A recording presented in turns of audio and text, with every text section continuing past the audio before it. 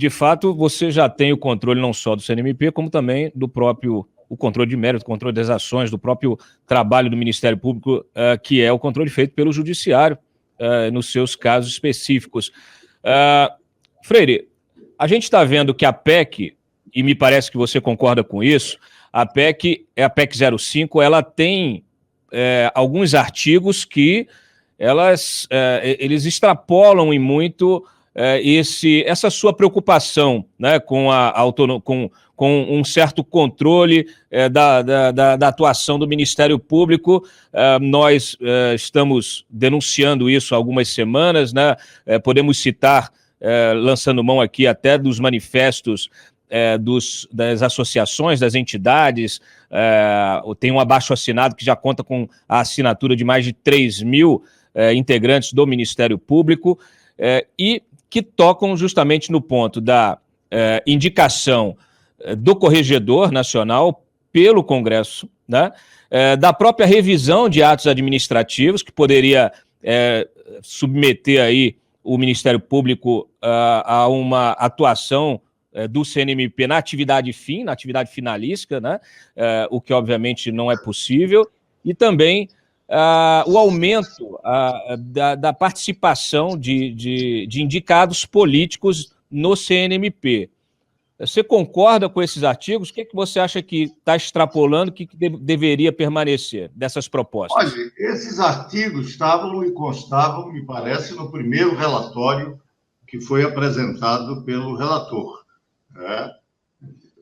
Questão da designação do corregedor,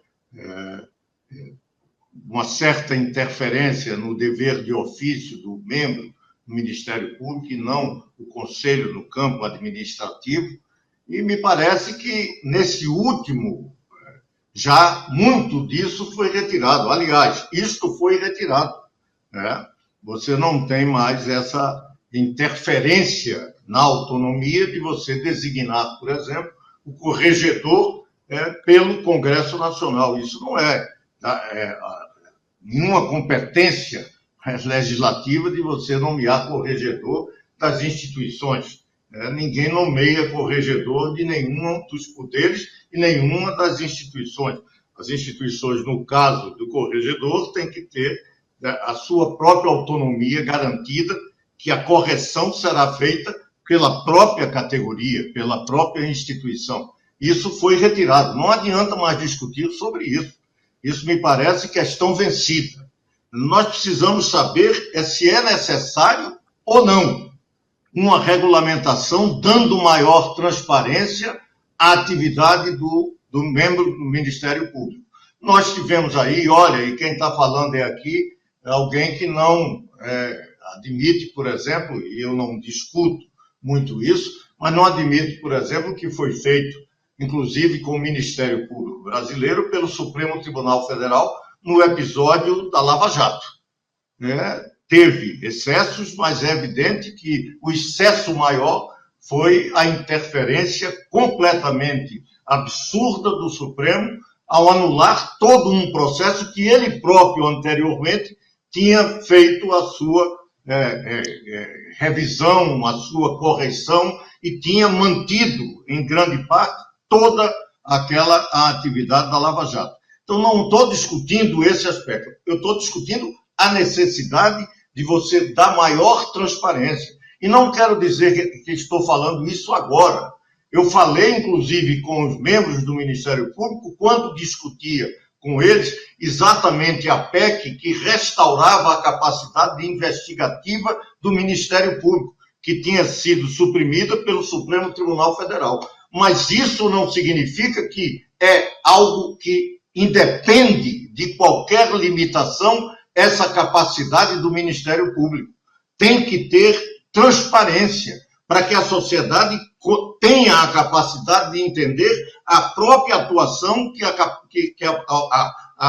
sociedade precisa garantir, não a partir de se chamar PEC da vingança. Olha, eu não me ligo por isso. Eu não tenho nenhum receio, porque quando eu defendi o Ministério Público e a sua capacidade de investigar, eu também tive abaixo-assinado de delegados da polícia Polícia Civil e Polícia Federal, e que eram mais de 3.000 delegados de polícia contra o reconhecimento da capacidade do Ministério Público e sua competência para investigar. Então, eu não me sigo por isso.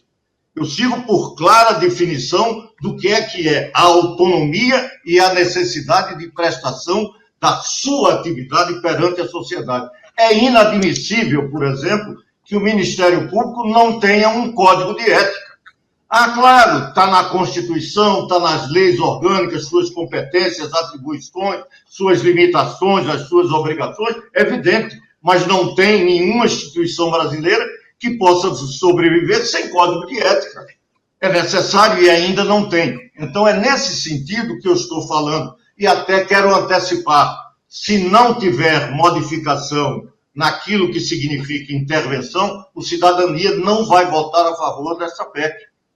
Porque contra...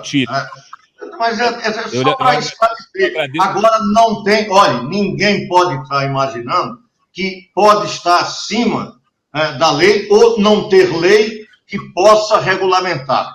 Eu quero dizer que sou parlamentar, hoje não sou mais, mas sou parlamentar há muito tempo, e essas coisas eu enfrento toda e qualquer reforma, quando eu sei que interesses que podem ser contrariados em reforma geram mobilização. Mas isso é próprio da democracia, e como democrata, eu enfrento o debate, discuto as minhas ideias. E o Cidadania tem importante contribuição exatamente nesse sentido.